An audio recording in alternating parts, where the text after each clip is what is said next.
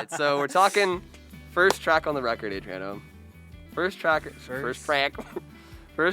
on Learning to Live with Precious Time. Yes. Is Pretending, featuring MBG. Yes. Man, this song had a lot of transformation. We just listened to it like before we started rolling, and like we're just trying to like jog our memories of like everything that went in that song and like where it started, how it turned out. And I just remembered like the demo version didn't have any drums at all. So that was like one of the funniest things like that happened. We actually, I don't know if you remember, but we didn't decide that it needs drums until our good friend Cassie came to the studio. Oh my God, you're right. Cassie was recording piano parts, for a couple songs on the record, not that song. And we were listening to it, and Cassie's just like, this song doesn't need piano. And I'm like, this fucking song needs drums. Like, for whatever reason, like Taylor, he wanted some percussive elements in it. But like we were listening to it, seeing if a piano part would fit. And like in my head, I just started playing the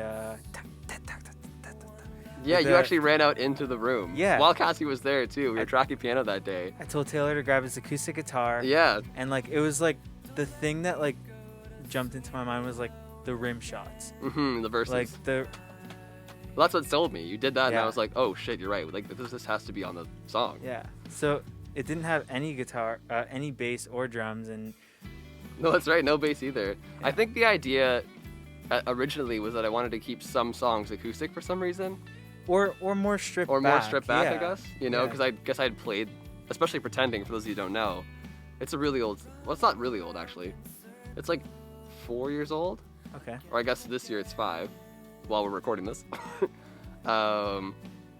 Yeah, so the funny story about this song was that I wrote about 5 years ago now, while we were in college, Seneca together, and it was just that riff, like the dee, like just the 2-chord thing that I had for the verse, right? Didn't even have a chorus yet.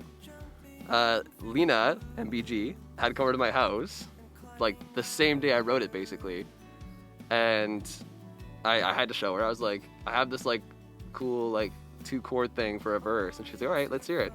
And I played it, and she was like, hold on, do you have another guitar? And I'm like, yeah, sure. And then she grabbed a guitar, and then she came out with the do like that day. Oh my God. And that is just like it's magic.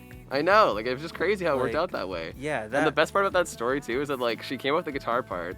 I wrote all of the lyrics that day, and her and I went out downtown Toronto and played it the same day. At the boat. At the boat open mic night. I was there. You were there, yeah. Yeah. So you saw that song come to fruition in real time. So that was 5 years ago? That was 5 years ago, Adriano. Oh, fuck. I know, dude. Where has time gone? Oh my gosh. Crazy. But yeah, that's kind of like the birth of that song, though. Yeah. So I guess like my intention, was because I'd played it stripped back the whole time I had that song. Walking into the studio and doing the full album, I was like, okay, I want to keep, it's precious to me. I want to keep this stripped back, you know? Like, I don't know. Like looking back at it now, I'm so glad that we have like 3/4 of this record has full drums, which is so cool. Yeah. And that's kind of the direction I want to be going in now. But at the time, I guess I was like, I'm folk. Like I want to keep it stripped back, you know? Yeah. But like, yeah. And you know, some of the songs on the record stayed that way. And they did, and yeah. Rightfully so. So yeah. I completely understand why you would see that. And then, so another funny thing is, I kind of like, I was like, fuck Taylor, like we gotta put drums on here. But like, I don't know if you remember the first time in the first studio that we were recording in. Yeah. I tried to track the drums and like. Oh, that's right. It wasn't clicking. Like something about it was just like, oh, like, maybe I was wrong. Yeah. I just remember that now, yeah. Because I think, was that the next day after we finished with Cassie? It could have been. I think it might have been or something like that. I don't quite remember. Like the following weekend or something like that. Yeah. We had another tracking day. Because like Cassie and you had put the idea in my head of the drums. And I was like, okay, we got to have drums in the song now, right? Like it just, I didn't hear it in my head until you played. And I was like, whoa, this has to be in the song, right? It just gave it that extra oomph that it needed. Yeah. Right? Especially with that riff. Like it just needs to have a backbone. Yeah. And I think you're right. You went to the next weekend or whatever, and you tried tracking it at the original studio we did most of the album in, and I'm sure viewers, you'll hear more about that story. This record was made all over the place. Uh-huh. Just out of our control, really, at this point, but we'll get into it, I'm sure. But, yeah, you tried tracking the drums at that first studio, and I remember it didn't work out or something. It just didn't click. Like, we couldn't, it was the chorus, I think. We had a hard time figuring out what to do with the chorus, drum-wise. You're right. That's exactly what it was. Because the verses were spot on. Yeah. Like, that hit thing you did on the drums was perfect. And I think it could have been, like, because at the time, there wasn't a whole lot of rhythm to the song yet. There wasn't any bass. We didn't have any percussion put in yet. Like, it took a little while to really understand where I wanted the rhythm to, like, live in, right? Yeah. Because even though it's so simple, like, you know, deciding how to do something so simple the right way is, like, it's extremely important. Absolutely, yeah, exactly. Like, you don't want to take away from the song either, too, right? You don't want to be too busy, but you also don't want to be too simple because it's the chorus. Like, it has to be like, this is the chorus. And that's something Taylor was pretty gung-ho about. He was like, I don't want it to be a prevalent thing. Like, I just want it to, like, feel like it's there and it's supporting, but I don't want it to be in your face, which of course makes sense for the genre, right? Of course, yeah, for sure. And then halfway through recording the record, the studio that I was subleasing, I was renting out a couple hours a week from someone, and the studio kind of just fell apart. Like, the person who I was leasing from had left their lease and started a new lease in this, like, ginormous live room. Yeah. And it just worked out that, like, the first and only thing we were able to do there before the world kind of fell apart and a couple other things fell apart was the drums for Pretending.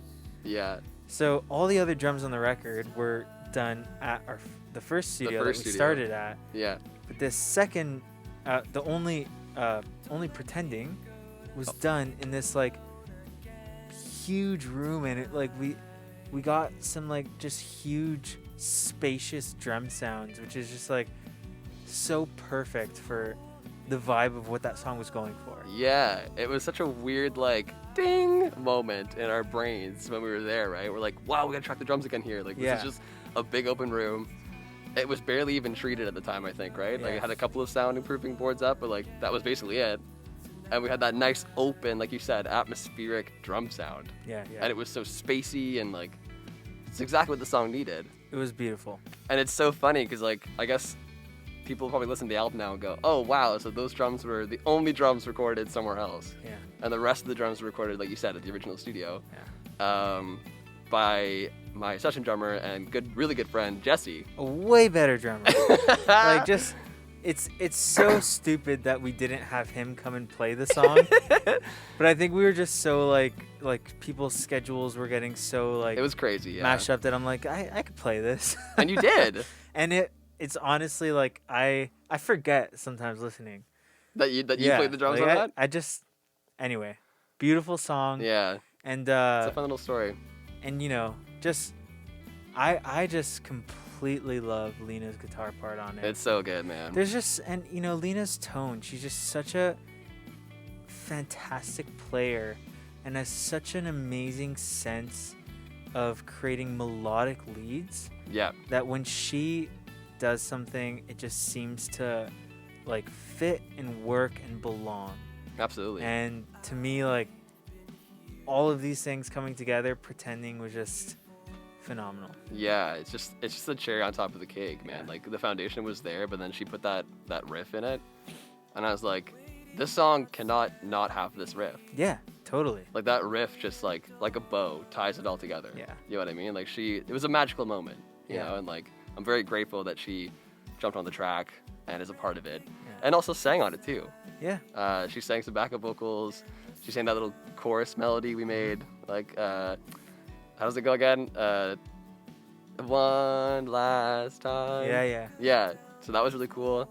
Yeah, it was just nice having a really good friend on the track. doing some really nice vocals.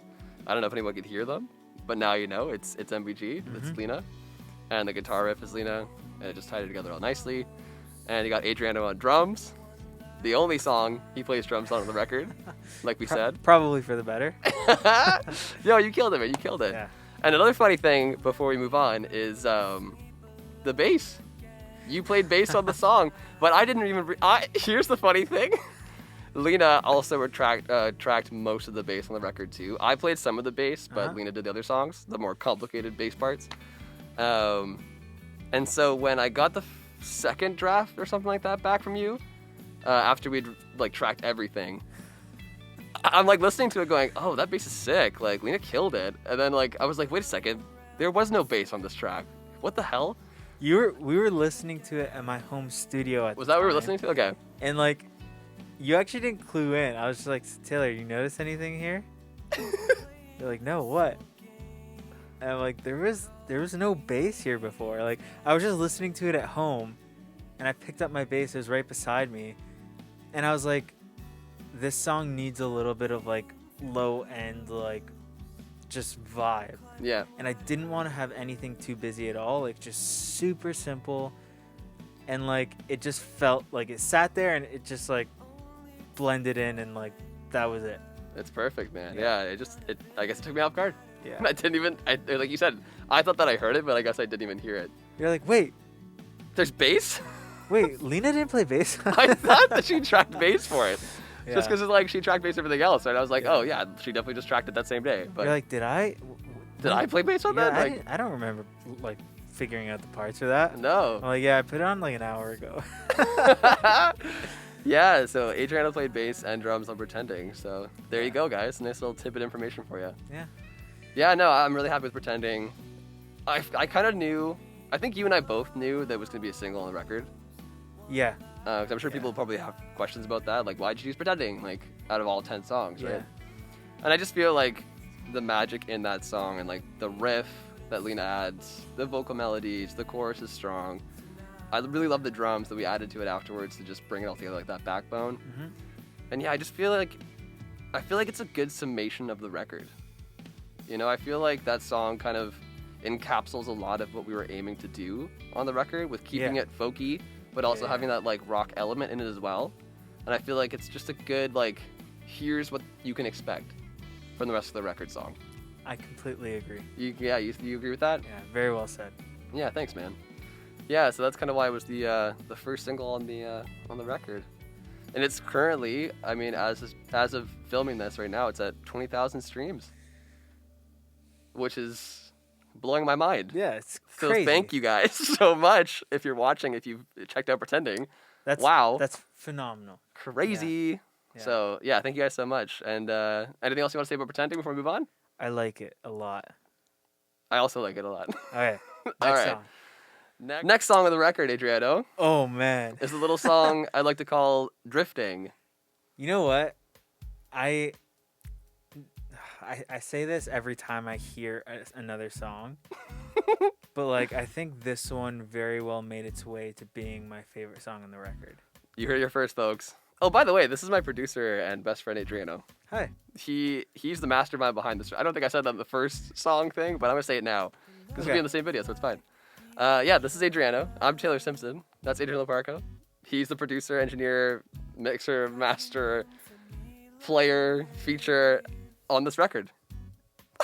Hi. So yeah, now you guys know. But yeah, so Drifting. Wow. We can go on and on about this song. So, Where do you want to start? I know I have something I want to say, Go for it. but you should probably start. Okay, all right. So It's your song. sure. Who the hell am I? Well, I just want to take this back to like, I guess like the beginning of this song, like the birth of the song, and then we'll take it from there. I'll keep it brief because obviously I don't want to blabber on for too long, but basically like Drifting kind of started when I was in the UK. So this would have been like, oh my goodness, I don't want to think about how long that was. It's gonna make me feel old, but it was like 7 years ago, I want to say. I was in the UK, 7 years ago.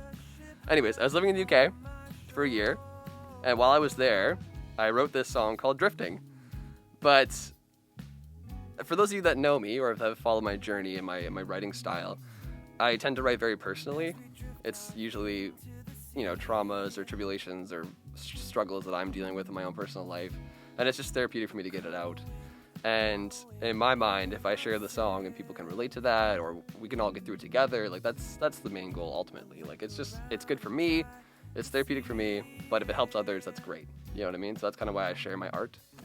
But I wanted to like challenge myself for some reason one day in the UK when I was living there.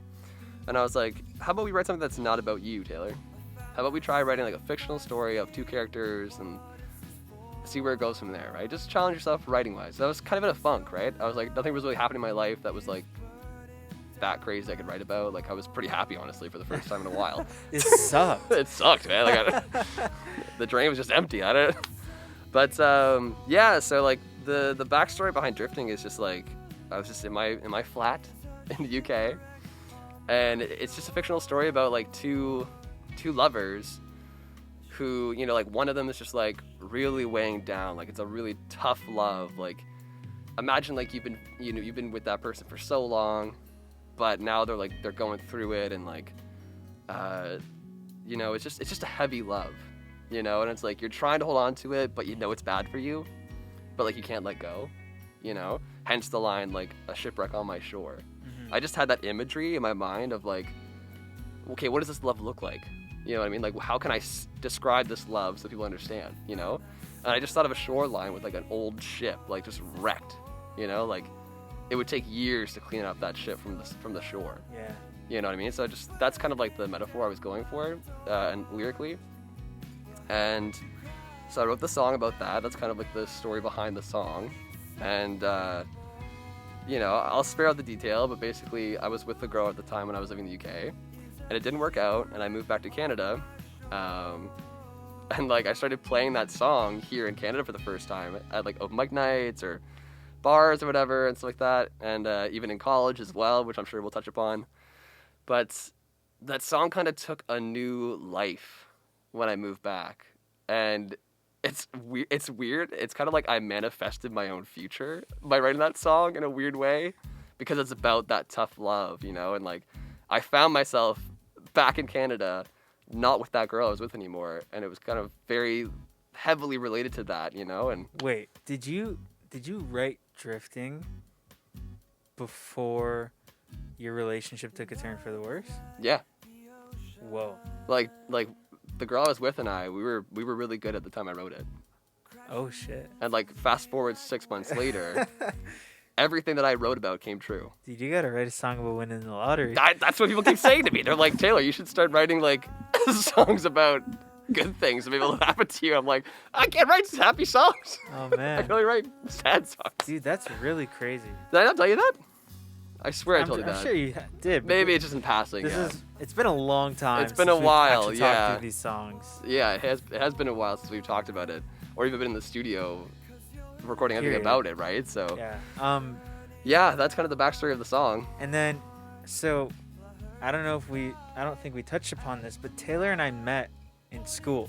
We did. We were studying songwriting and performance at Seneca College, and we would always, us and all of our friends, we would go to open mic nights, and like, this was like Taylor's song. This was Taylor's like close the open mic night down song. Like, yeah, everybody loved it. It was a sing along. And then, like, at the time, I would always keep quiet about it, but I'm like, I feel like this would sound so good with a band. Right. And then, actually, towards the end of the program that we were in, you had a version of it with a band that we did for a project. Yes, that's right. And, like, I would quietly listen to it and just think, like, that's like, there's something that is not, like, just something that's, like not doing it for me. Yeah, no, yeah, I definitely agree. Not that I didn't like it. Mm-hmm. Not that it wasn't doing it for me. It was a beautiful version. Yeah. But rhythmically, there was something that I'm like, I feel like there's a different heartbeat that this song needs that will lend more to the story and to the momentum and vibes that's flowing through it.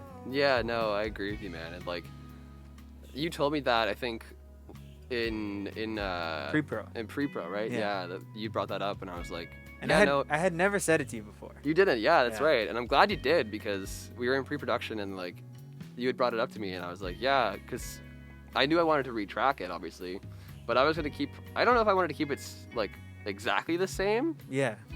I think I probably was willing to tweak things here and there, but like you wanted to change a lot of it. Yeah. And I was like, okay. So I listened back to the song either the next night or something like that, or us together even. You were like, Yeah, we like. pointing out parts to me, like how you felt it should go, right? Yeah. And I guess I just never. I mean, you didn't tell me, obviously. I didn't know, and I never like really thought about it that hard, honestly. And I was Yeah. just like, no, you're right. Like this version doesn't really fit the soul of the song. Yeah. You know, like the soul of the song is like this heavy love, like this, like, I don't want to say burden. It's almost like a burden, I guess, in a sense, but like it's a driving song, like it's a driving force, like it keeps Yeah. going and going, and like, you know, it has that. Well, now it has that good backbeat with the drums. Thank you, Jesse.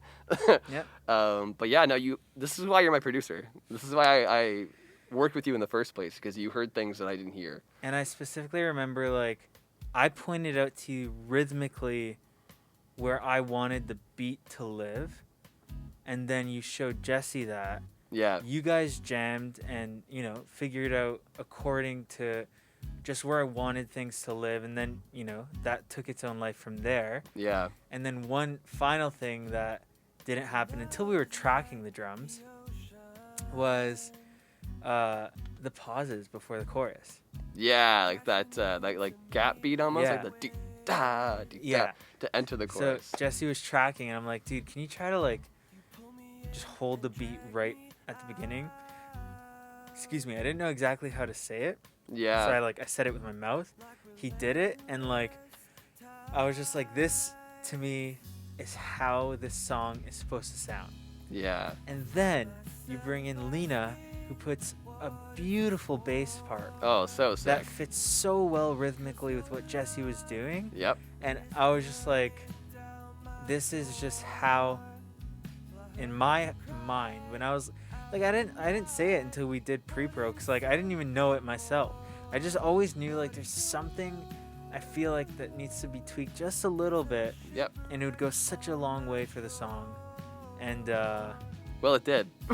and like I, This you is know, the best version of drifting that's ever lived. You never really know how a song is fully going to turn out, or which songs are going to be the singles, until the record's done. Yeah. Yeah. Like, for I'm sure there was like songs like while like pre-pro that were like, oh, this one for sure, and then it's like you really never know. Like some songs really pull through and just come together in such an incredible way, and like this was that for me. Like drifting came together. This was one of your favorites on the Oh, record yeah. ever. Even just working on it too, you were thrilled, and like I was Absolutely. thrilled too, because it gave me an opportunity to like redo a song that I've lived with for a long time. Yeah.